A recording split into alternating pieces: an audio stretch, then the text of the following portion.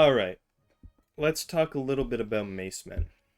Now, for those of you who don't know, I recently uploaded a tier list to Reddit just to gauge like a community consensus um, about where the meta is at after the new balance changes and the release of Bedouin units.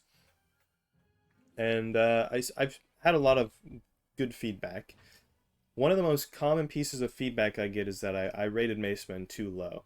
And I thought that was going to be controversial because macemen used to be incredibly strong. They used to have a really solid place within the meta. Had I made this tier list back in Crusader HD, um, I would have put macemen in A tier easily. I always used macemen. The problem is that the release of Bedouin units hurt macemen probably more than any other unit in the game because there are a lot of Bedouin units that do almost everything that the macemen used to do, and they do it better than the macemen for less money. Now, let's talk about gold costs and economy for a second. Before I get into any of this, I'm going to explain why I have exactly 80 macemen sitting here.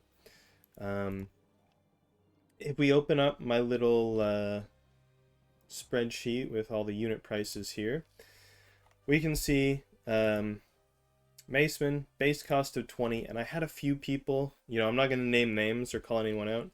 A few people were making their arguments and saying, oh, macemen are super cheap, they're only 20 gold.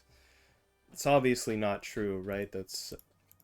You have to make weapons. That's like the defining trait of Crusader units, is that they need weapons to function, to be recruited. And weapons cost money.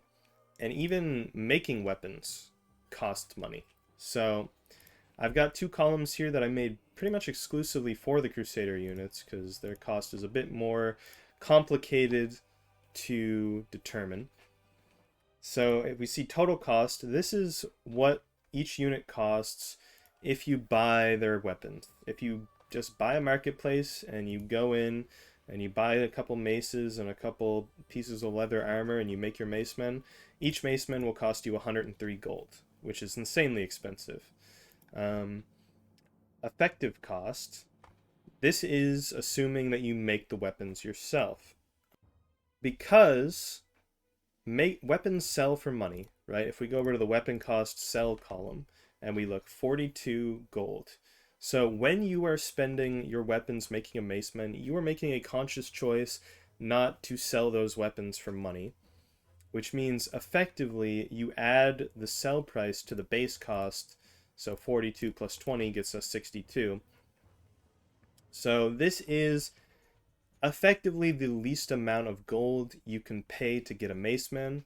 If you make the weapons yourself, a maceman is going to cost you 62 gold, and most of that is going to be opportunity cost of not selling the weapons, but that is still a factor. So 62, still fairly expensive.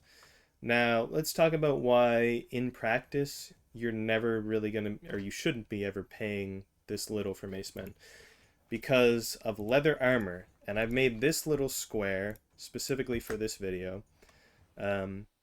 You got mace. These cost 58 each in the market. Leathers cost 25 each. You can make the maces yourself. In fact, you probably should, right? If you have native iron production, or even buying the iron yourself is more economical than buying maces straight up. It obviously takes longer and there's an initial investment. By the way, I should say the blacksmith is the most expensive weapon manufacturing building. So that's something that you could consider in like limited economy scenarios. You should never be making leather, though, is my main point. Because to make leather, you need to build a dairy farm, and you're effectively spending resources, farmland specifically, on the least effective farm in the game. If you didn't know, dairy farms are really, really bad at producing food. wheat farms are like 10 times more effective than dairy farms. So if you're putting a dairy farm down, dairy farms are also slightly bigger, but that usually isn't a factor. If you're putting a dairy farm down, you're shooting your economy in the foot. So you should be buying your leather. The effective cost of buying the leather, which is I didn't sell the mace and I bought my leather, it's something like 75-ish. So in practice, this is the minimum amount of gold you're going to be spending on a maceman, 75 gold per unit, which is a little bit more expensive. To be generous to the maceman argument, just so you see what a disparity this whole thing truly is. I'm using the effective cost, which is the minimum price, in all of the scenarios we're about to go through. Now, all of that being said, here is 5,000 gold worth of macemen. Here is 5,000 gold worth of equivalent Bedouin units. And the first one we're going to be looking at is skirmishers. So, would you rather have 80 macemen or 200 skirmishers? 200 skirmishers in almost every situation. And these are the units that are most often compared to macemen because they serve a lot of the same functions. They're good at rushing your opponent's economy. They're good at rushing down archers in certain circumstances. They're decent in melee. In fact, if I put these two groups up against each other, the skirmishers will win, just because with a sheer numbers advantage like this, you kind of just surround the enemy, and there's not much they can do. It's kind of a Pyrrhic victory, right? Skirmishers ended up with 43 units left. It's always somewhere around 30 to 100 skirmishers that get that are left. So pretty close fight, but that's not really practical now, is it? And I'm going to reload the map, so forgive me a moment.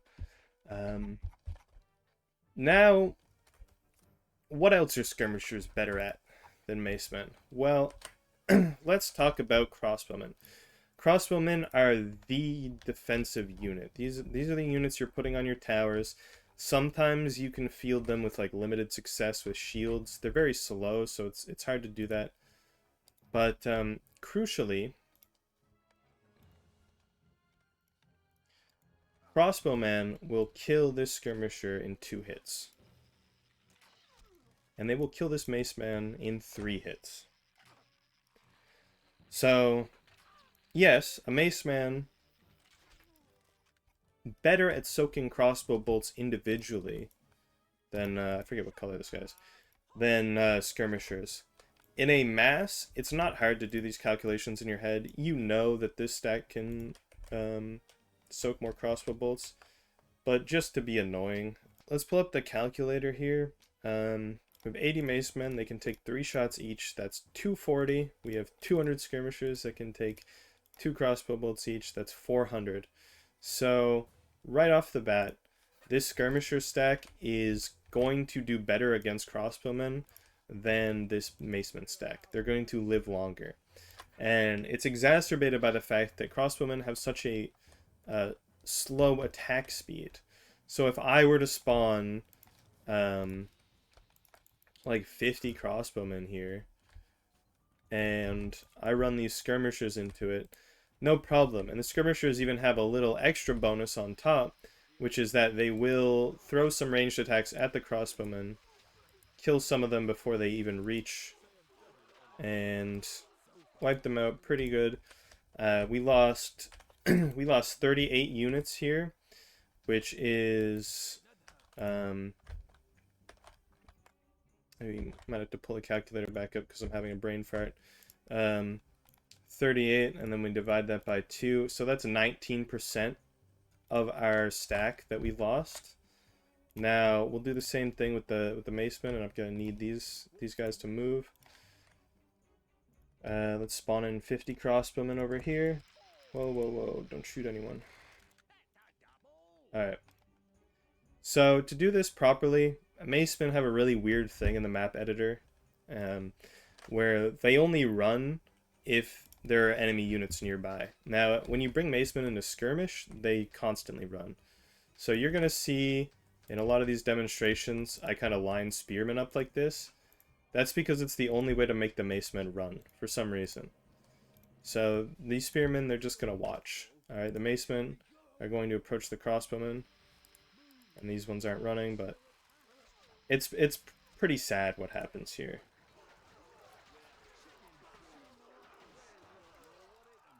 So 53, we've lost 17 units. No, we lost 27 units, right? 27 units is around 30%. So we lost 10% more of our macemen. And that just snowballs against larger and larger armies, obviously. If we had, like, 60 crossbowmen and 2 towers, and we were assaulting the towers, the macemen are going to do even worse, exponentially. Now, none of this applies to archers. And we can go through this section very, very quickly. So the maceman is going to tank 15 archer shots. We're going to be here a while. You can count the... I'm not going to count them for you. You can, you know, zoom in on the video and count yourself. It's 15. And then if we spawn a skirmisher, this guy dies a lot faster. But it's going to be 6 shots. So... if we pop the calculator back up and we do 15 times 80, it's 1200.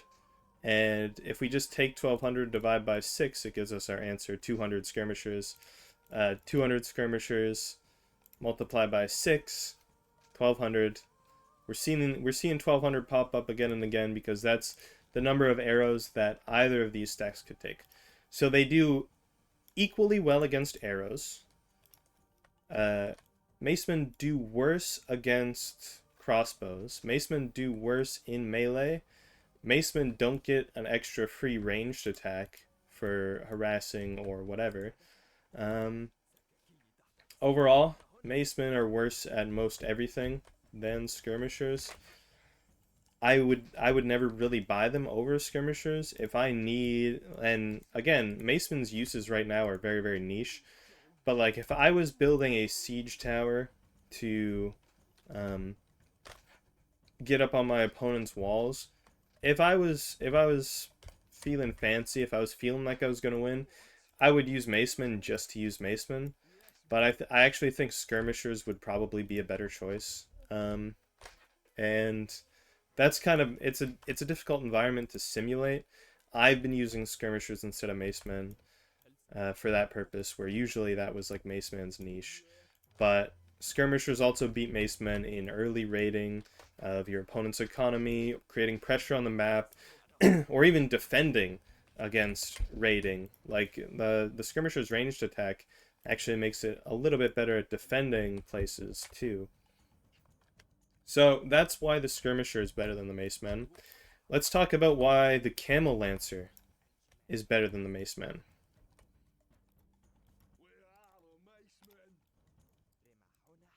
This one's a lot more decisive.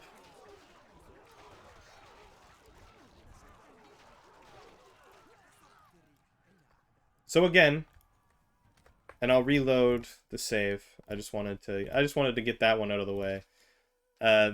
These two stacks of units are the same price.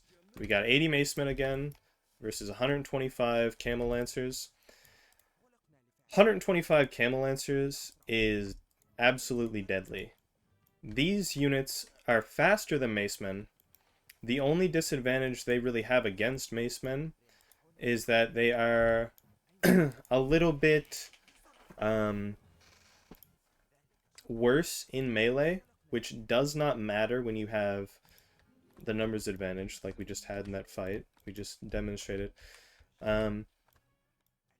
The main thing that separates them from macemen is that macemen can go on walls.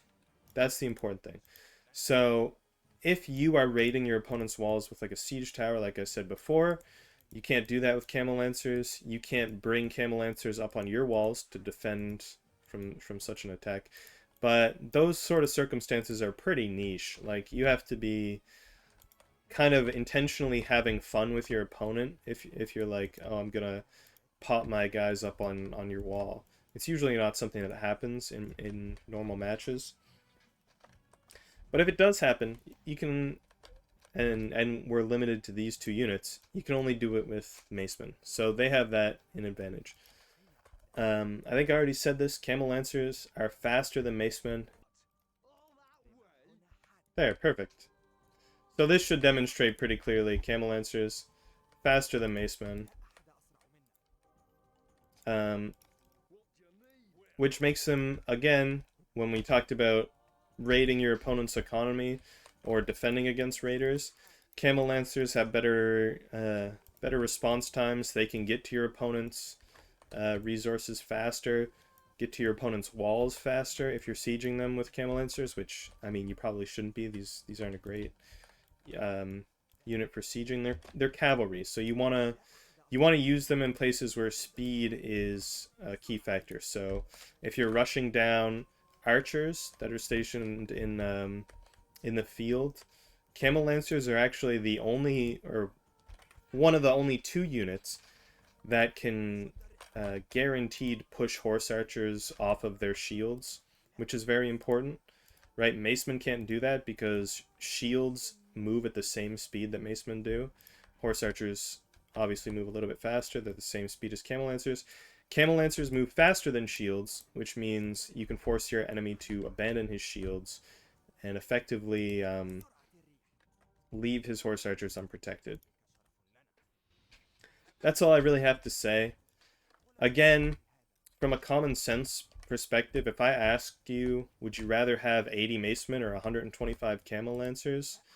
If you're being honest with yourself, you should pick the Camel Lancers in 90% of situations. Alright, let's talk about choke points, I guess. And to demonstrate this, I could make like a cliff here and then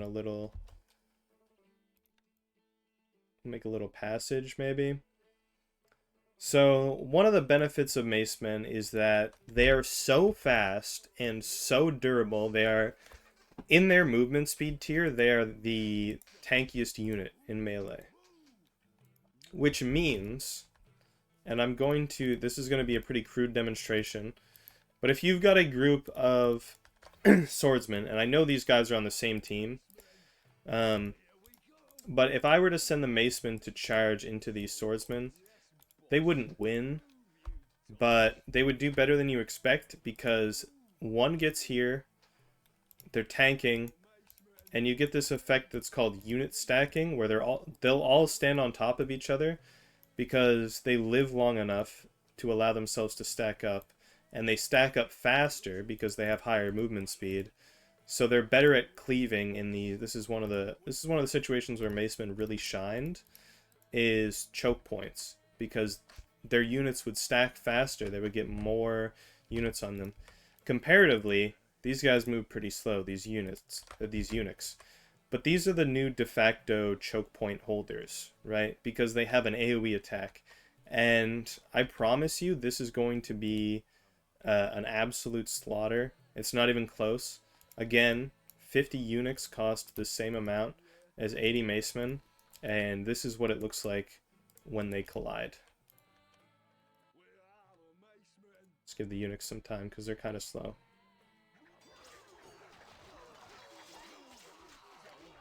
So actually in this situation, the macemen stacking up very fast kind of makes them worse against eunuchs.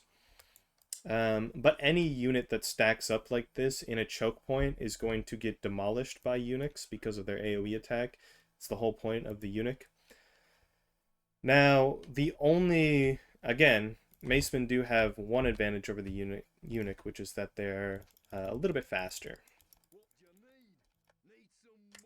And by a little bit, I obviously mean a lot. So, on the offense, macemen are going to be able to take advantage of choke points much faster, right? If if you see units bunching up in a choke point and you send Unix after them, um, like, I can just see, oh, he's sending Unix after me. I'll just run away. So you can force people off of areas with Unix. They're really good at area defense, especially in choke points. But macemen are kind of, like, in my opinion, a better unit overall than the Unix. The problem is that the Unix do this one thing much better than macemen do. So I had to mention it, because if we look up, these guys all do different things, right? Like, the skirmishers are better at soaking archer fire. They're better in the field and in area denial and creating pressure than macemen. Lancers are better at charging archers. They're better, cost effectively, they're better in melee than macemen. And they're faster, which has a wide array of benefits. Unix, better at holding choke points. And now we've come to the final demonstration, which is 80 macemen versus 100 sappers. Now, it would be unfair to throw these two units against each other, but because macemen kind of need a victory at this point, I'm going to go ahead and give it to them. Sappers aren't melee combat units. They're not meant to do this at all. So obviously the macemen clean them up pretty quickly. That's not the demonstration I have planned today, because if you're buying sappers, it's not because you need a melee unit, it's because you've got a building to destroy. And so I've got a tower here with 20 crossbowmen, 10 Arabian bows. This is like a normal tower you might see in one of your games. It's leaning a little bit on the Arabian bow side. Most people just stack a bunch of crossbowmen. And we can do that demonstration afterwards. But again, full health tower, 20 crossbowmen, and 10 Arabian bowmen on each side. We'll do this one at a time, and I've lined up the spearmen here. Fun fact, the sappers also have this weird, I don't want to call it a glitch. I don't know why it happens. The sappers walk in the map editor, but they always run in skirmish. But if there are enemy units nearby, they will run. They have the same weird thing as macemen. So I've got spearmen lined up on both sides. Hopefully they don't interfere with this demonstration. So yeah, we can see all the macemen are running. They're getting to the tower as fast as they possibly can. And we're going to try and take this tower. Every once in a while, when you're taking a tower like this, you know, your front line's going to be dying. You're going to be doing less damage. You're going to have to re-click on the tower, and your units are going to shuffle around. But we should get this tower down, I would imagine. It's going to be close. Macemen actually don't end up getting the tower down. Sometimes they do, sometimes they don't. It all depends. It's really, there's a lot of RNG involved, because archers and crossbowmen can miss arrows against moving targets. Sometimes your frontliners die very quickly, and you have to shuffle your units around too much to damage the tower. I piloted that as best as I could, and we've got 156 health left on the tower. All the archers are still alive. Let's move to the sappers. And obviously this is a weird demonstration, because normally you would have archers drawing the fire from the tower. If you were doing, like, you wouldn't just send a mass of units against the tower unless you were really just being lazy. But this is still, like, pertinent. So we're going to notice the sappers die much more quickly, but they also destroy the building much more quickly. So if I get the sappers around here on the building, I'm going to have to shuffle them around a little bit faster than the macemen, because they're going to be dying much more quickly. They eventually get the tower down, and as some icing on the cake, they are also strong enough to kill all of the archers and crossbowmen once the tower is down. So in this scenario, the tower is vaporized, gone. All the units on the tower are dead, and I've still got 37 sappers to play with. On this side, my macemen are dead, the tower still stands, all of the enemy units still stand, That kind of speaks for itself, right? And so you say, oh, not a real situation because nobody uses Arabian bowmen on towers. These might be interfering with the results. So I'm gonna replace them with 10 crossbowmen each. And bonus points if you figured out what's gonna happen. I kind of explained this earlier. Units that are more heavily armored actually do worse against crossbowmen than light armor units, because crossbowmen's defining feature is that they do more damage, but they have a slower attack speed. And this is really good against units that have a lot of armor, because it means you don't need to shoot them 15 times. If a sapper, so sappers die in 3 arrow hits or 2 crossbow hits, you know, they're gonna die anyways. The ratio of arrows or bolts that you need to kill them, it doesn't go down that much. So all you're doing is effectively reducing your attack speed. Your DPS can kind of stagnate, or it can even get worse in some situations.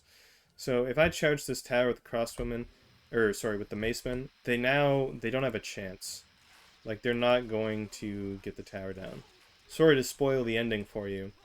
I'm not even 100% sure they'll get halfway. Oh, they got halfway. That's pretty good. There's 30 left. Quickly dropped to 20. And now, yeah. So, tower's at 704 health. So the tower's healthier than it was last time. As for the sappers, again, sorry to spoil it. Not much really changes for the sappers. They'll still get the tower down. They might not kill all the crossbowmen, but I'm quite confident they'll be able to destroy the tower.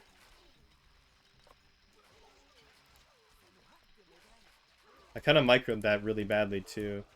And still at the end, we had 37. Okay, we killed all the crossbowmen. It's like the exact same result as last time. We killed the crossbowmen. We still have a bunch of sappers to play with. Meanwhile, on the maceman side, I kind of just threw away 80 macemen. Again, I say this every time, but I need to say this every time. These 2 stacks, 80 crossbowmen, 100 sappers, they cost the same amount. And that's using the most generous interpretation of what a maceman costs. If we're using the most practical figure, which is that 75 gold, if you're making the maces yourself and you're buying the leather, this is what your macemen cost, essentially. This is what 5,000 gold gets you in macemen, essentially. We can bring up the calculator. So, 5,000 divided by 75 is 66. For some reason, I only have 48 here. I thought I made 66. This might be the cost if you're buying the weapons. So this is if you're buying the weapons. I'll put this over here. I'll just make sure that's the case. So it's 103 if we're buying the weapons. 5,000 divided by 103. So yeah, 48. That's what that number is. So 5,000 divided by 75 is 66.6, but that's not how unit recruitment works, right? You can't recruit 0.6 of a unit, so 60. That's a spearman. So this is what 5,000 gold gets you in the best case scenario. This is what 5,000 gold gets you in the most realistic scenario. And if you're buying the weapons, if you have no weapon production and you just want macemen as fast as possible, buy them from the market, this is what it looks like.